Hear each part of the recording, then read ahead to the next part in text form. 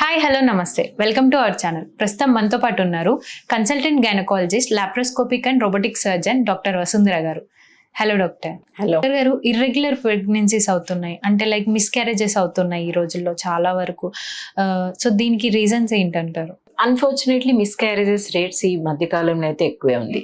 ఎందుకు అని అంటే it is all about our lifestyle habits. మన జెనెటిక్ స్ట్రక్చరింగ్ మారిపోతుంది and age at what we are conceiving మారిపోతుంది and maybe mother and father related issues చాలా ఉండొచ్చు.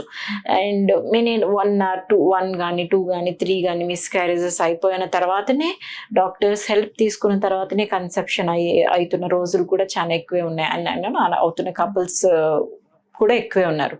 దీనికి పర్టికులర్ రీజన్ అయితే డెఫినెట్గా changing environmental and life style changes అయితే prime factors.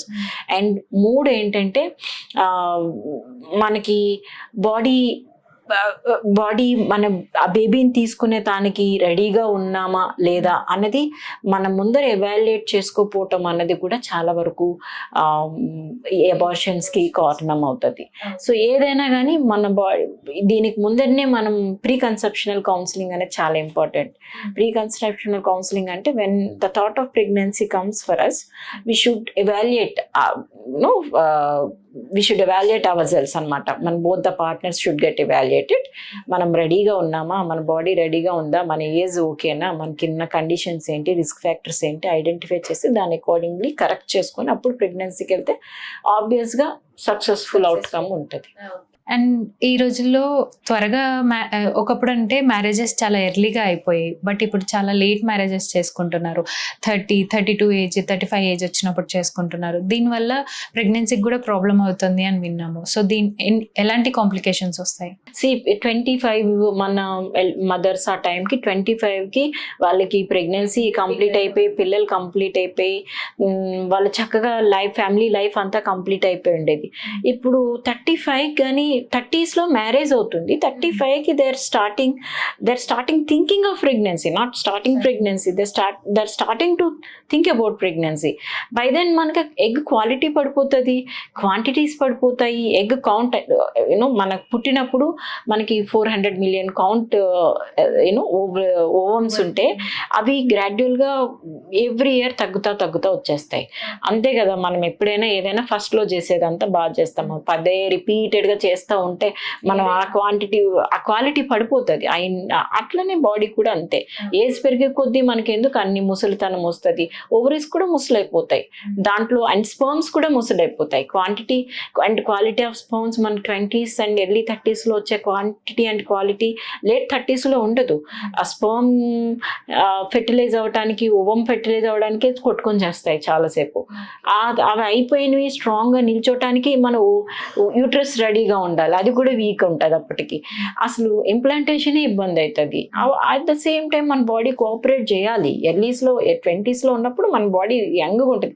20 years old పరిగెట్టినట్టుగా 40 years ఓల్డ్ పరిగెత్తలేడు. It is all it's a simple logic. The same thing with eggs and ovoms, sperms and bed implantation అదంతా. So ఆబ్వియస్గా these are all the factors for infertility disease.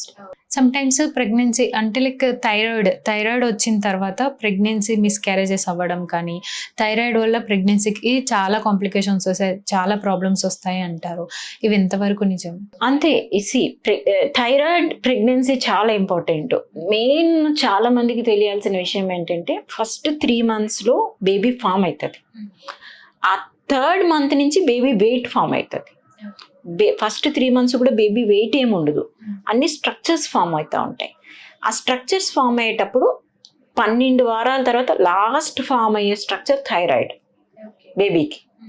So ఆ first 3 months కూడా baby mother thyroid పైన depend అయి ఉంటుంది. So అప్పుడు ఏంటి అర్థము, ఇండైరెక్ట్గా మదర్ థైరాయిడ్ బేబీస్కి ఇవ్వగలిగిన స్టేజ్లో ఉండాలి. అన్ఫార్చునేట్లీ ప్రతి ఒక్కరు 3 నెలల వరకు ఇల్లు కదలకూడదు, 3వ నెల వరకు ఎవరికి చెప్పకూడదు, 3వ నెల వరకు డాక్టర్ దగ్గరికి వెళ్ళకూడదు అని ఆ 3 months దాచుకొని కూర్చుంటారు. ఏదైతే ఇంపార్టెంట్ క్రూషియల్ టైం వేర్ మనం థైరాయిడ్ బేబీకి లేనప్పుడు మనం సప్లై చేయాల్సిన టైంలో మనం ఇవాల్యుయేట్ చేసుకోకుండా మనం మనకి ఇన్ కేస్ థైరాయిడ్ ప్రాబ్లం ఉంటే మనం తీసుకుంటే బేబీకి కరెక్ట్ చేస్తామో ఆ పీరియడ్ దాటిపోయి బేబీ థైరాయిడ్ తనంతట తను ప్రొడ్యూస్ చేసుకునే టైంకి మనం థైరాయిడ్ టెస్ట్ అన్ని చేయించుకుంటాం.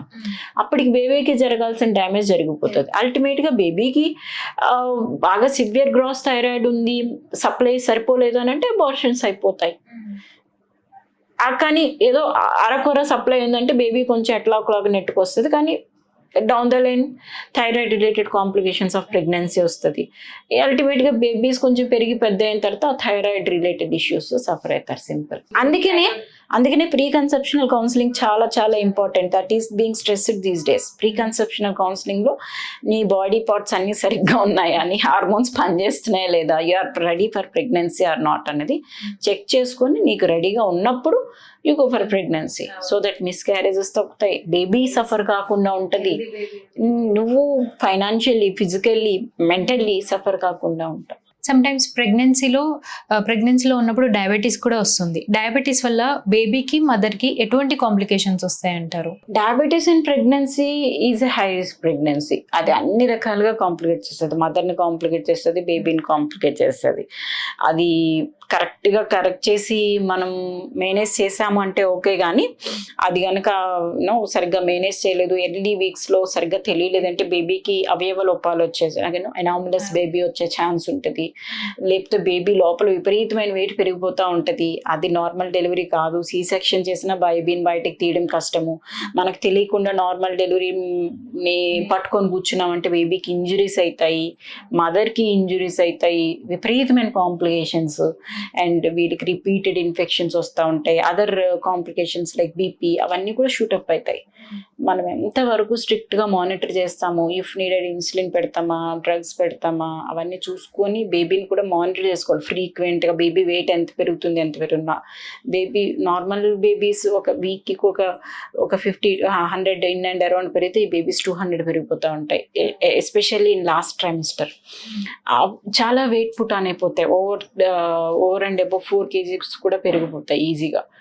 మనం అందరూ తెలియని వాళ్ళు నా బేబీ చాలా బాగుంది, హెల్దీ ఉంది, లడ్డు లాగా ఉంది అనుకుంటారు, కానీ బేబీ డయాబెటిక్ బేబీ, లోపలంతా ఏం లేదు, డొల్లలే అని తెలీదు. So that is all fat deposition అనమాట, నాట్ హెల్దీ మజిల్. బేబీకి డయాబెటీస్ రావడము, బేబీకి న్యూట్రిషన్ అంటే హైపోగ్లైసిమియా చేంజెస్ రావటం, ఇవన్నీ వస్తాయి. ఓకే డాక్టర్, ప్రతి ఒక్కటి చాలా డీటెయిల్గా ఎక్స్ప్లెయిన్ చేశారు. Thank you so much. Thank you so much. మరిన్ని అప్డేట్స్ కోసం స్టే ట్యూన్డ్. Thank you.